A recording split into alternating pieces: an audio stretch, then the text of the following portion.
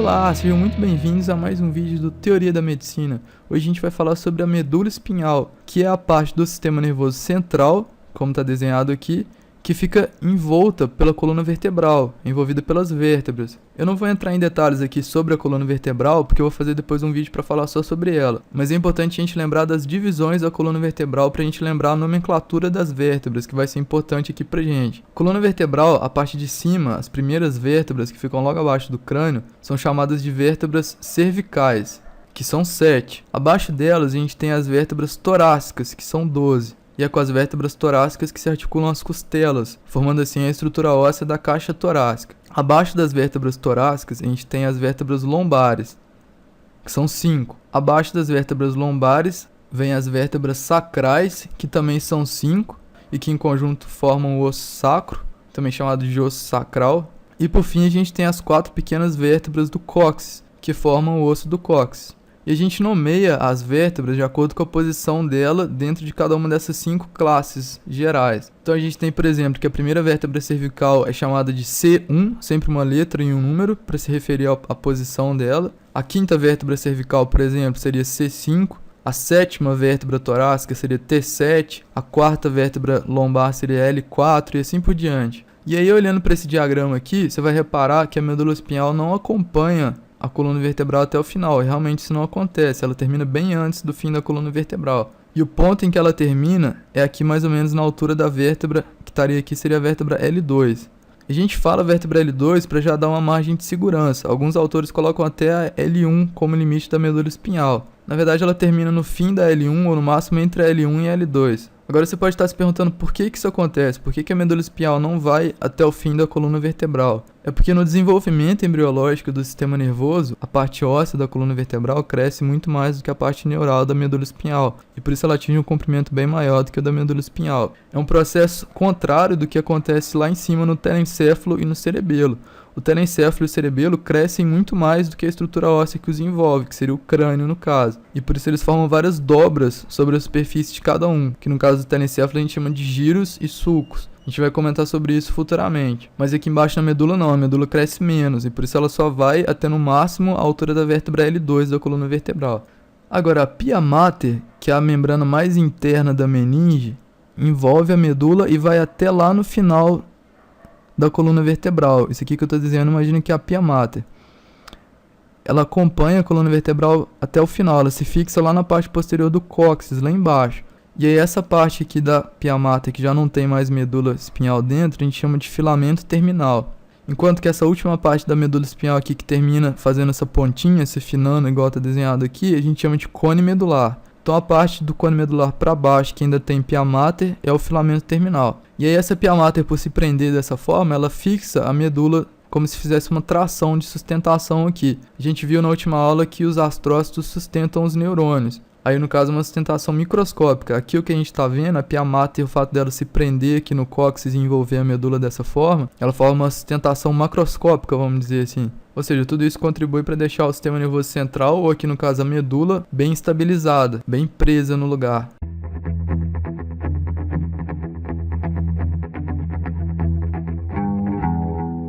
Agora a gente vai falar do que tem dentro da medula espinhal. Vamos fazer um corte que a gente chama de transversal, como se eu fizesse um corte aqui assim e a gente fosse olhar nesse sentido, de cima para baixo. Aí teria mais ou menos o que está desenhado aqui, que é o preenchimento da medula, por assim dizer.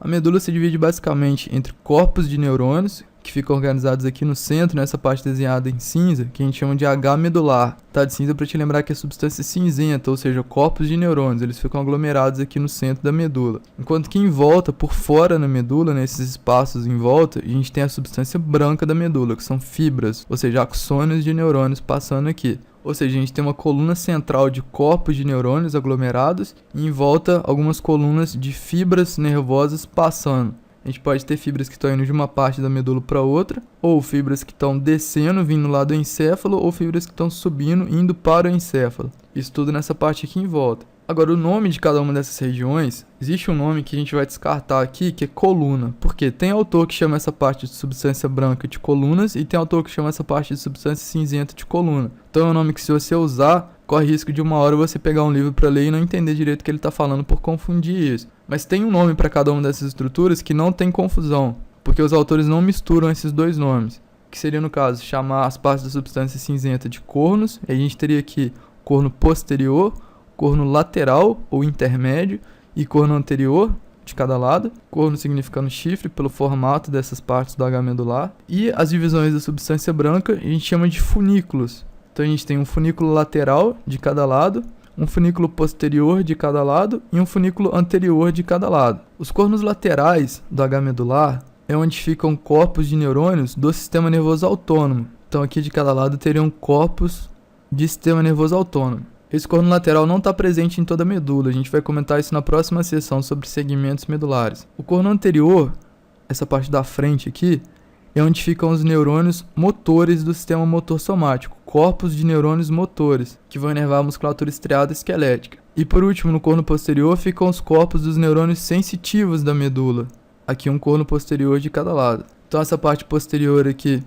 são neurônios sensitivos, a parte anterior são neurônios motores, e a parte lateral são neurônios motores do sistema nervoso autônomo, porque aqui é sistema nervoso somático e aqui também é sistema nervoso somático. No meio aqui da medula, a gente tem esse buraquinho por onde passa líquor, que é o canal central da medula. Em volta a gente tem uma região onde ficam corpos de pequenos interneurônios, que a gente vai estudar mais pra frente, que regulam a atividade desses outros neurônios aqui em volta. E é também um ponto de cruzamento de fibras, que a gente chama de comissura cinzenta, porque está aqui na parte da substância cinzenta. As fibras que estão descendo ou subindo aqui em volta cruzam mais na frente, nessa parte aqui que chama comissura branca. Lembra que comissura é a mesma coisa que ponto de cruzamento de fibra. Então sempre que tem comissura alguma coisa é porque tem fibras passando de um lado para o outro. Nos funículos aqui, como eu comentei, a gente tem funículo lateral de cada lado, funículo posterior de cada lado e funículo anterior de cada lado. Você já vai entender como que a gente faz a divisão entre o funículo anterior e o lateral. Os corpos dos neurônios motores, que estão aqui no corno anterior,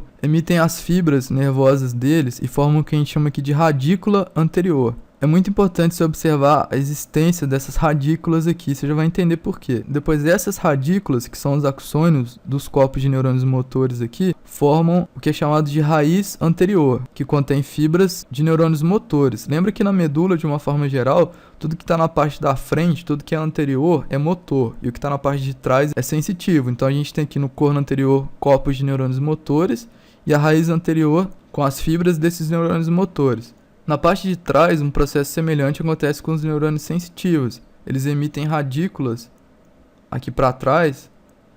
E mais uma vez, não ignore a importância dessas radículas, porque sem considerar a existência delas, você vai ter uma dificuldade para entender o que são segmentos medulares, que a gente vai comentar daqui a pouco. E essas radículas se unem para formar a raiz posterior, que é a raiz com fibras sensitivas dos neurônios sensitivos daqui. Agora, o corpo desses neurônios sensitivos fica, na verdade, em um gânglio localizado aqui, que é aquele neurônio pseudo-unipolar que a gente comentou em um vídeo passado, que é o protótipo do neurônio sensitivo. Então aqui, ao passo que os neurônios motores do corno anterior estão emitindo os axônios deles para cá, para formar essa raiz, no caso da raiz posterior aqui, ela é na verdade o conjunto dos prolongamentos dos neurônios que estão aqui, nos corpos dos neurônios desse gânglio. Ela entra, a raiz anterior está saindo, a raiz posterior está chegando. E que essas radículas estão vindo desses neurônios que os corpos estão aqui, ó, pseudo-unipolares sensitivos. E aí essas duas raízes, posterior e anterior, se juntam aqui para formar um nervo espinhal, que vai ligar o sistema nervoso central a um órgão efetor lá na periferia. Entenda que a coluna vertebral estaria passando por aqui por fora, ó.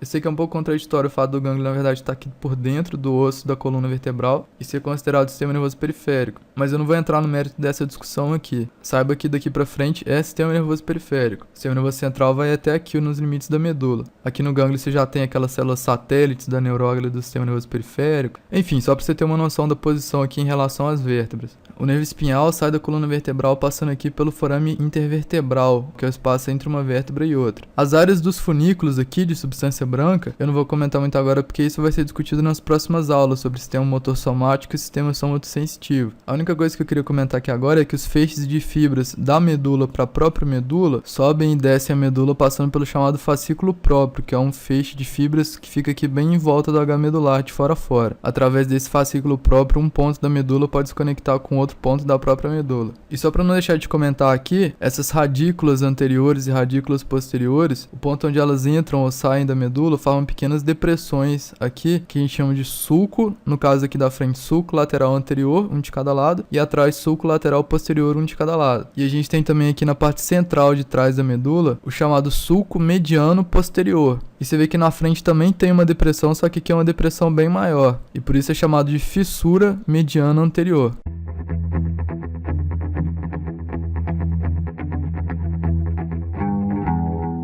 A medula espinhal é como se fosse um tubo contínuo. Ela não tem divisões visíveis ao longo dela, mas funcionalmente essas divisões existem. É o que a gente chama de segmentos da medula. E a gente pode visualizar esses segmentos da medula olhando para as raízes. Você já vai entender. Imagina que agora a gente está cortando um pedaço da medula, que seria um segmento, e olhando de uma forma mais oblíqua aqui, mais inclinada. E a gente teria essa vista aqui. As radículas da raiz dorsal de todo esse segmento aqui se juntam, na verdade, para formar uma raiz. Então a raiz representa uma soma de toda essa parte da medula. Elas se juntam aqui, tem aqui o gânglio sensitivo, enquanto o mesmo acontece com as radículas anteriores. Elas saem de todo esse segmento aqui, dos neurônios motores do corno anterior, e vão se juntar para formar a raiz anterior desse pedaço. Ou seja, essa raiz anterior e essa raiz posterior aqui correspondem a todo esse trecho da medula.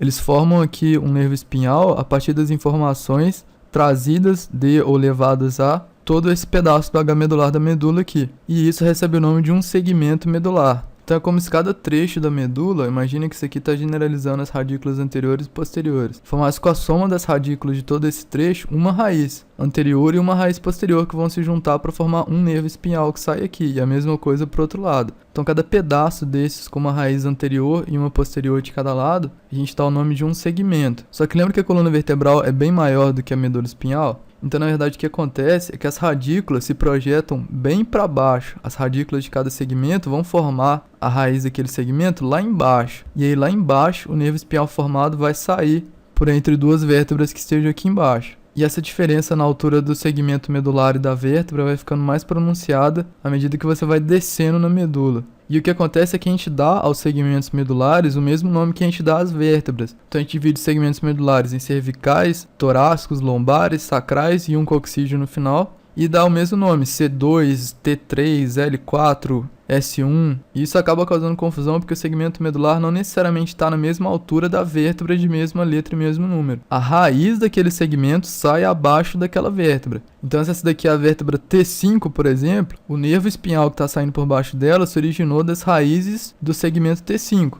Mas não necessariamente o segmento da medula que está aqui em frente a ela é o segmento T5, que esse segmento na verdade está mais para cima, e essa diferença de altura é maior quanto mais você vai descendo na medula. Do fim das vértebras torácicas para baixo, realmente a vértebra não tem nada a ver com segmentos de mesmo número, no que diz respeito à altura da localização. E aí, como a gente viu que a medula vai até a altura da vértebra L2, L2 estaria aqui, vamos supor, L2. As raízes do segmento L2 vão formar um nervo espinhal que vai sair lá embaixo, vai descer bastante e vai sair aqui embaixo, por baixo da vértebra L2. E aí você vai observar o seguinte, aqui para baixo continua tendo coluna vertebral, que vai até a última vértebra coxígea lá embaixo, enquanto que aqui parou de ter medula, mas continua tendo as raízes do segmento L3 para baixo, que elas vão descendo para ir passando pela coluna vertebral aqui. E essa parte onde a gente tem raízes formando nervos espinhais e já não tem mais medula espinhal propriamente dita, é o que se dá o nome de cauda equina. E a cauda equina vai até lá embaixo na coluna vertebral, porque o último segmento, que é o segmento coxígeo, vai sair lá na altura das vértebras coxígeas. Então a medula espinhal não vai até o final da coluna vertebral, mas as raízes medulares vão até lá embaixo.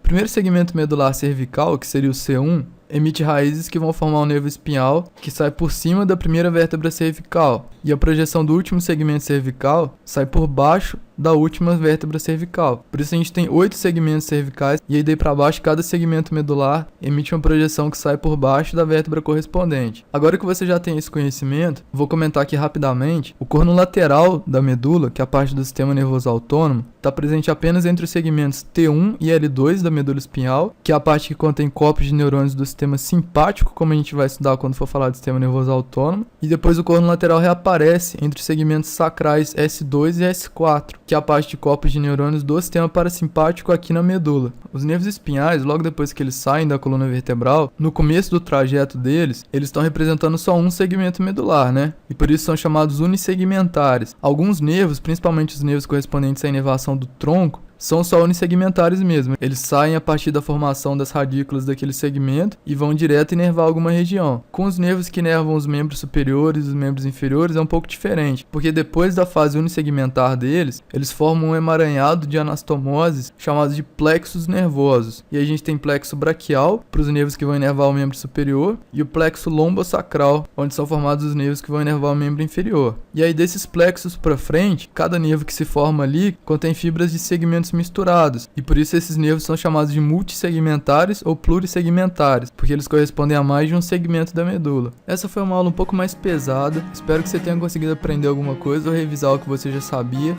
e se tiver alguma dúvida sobre o assunto, pode ficar à vontade para deixar uma pergunta aqui nos comentários do YouTube ou mandando mensagem na página do Facebook. E até o próximo vídeo.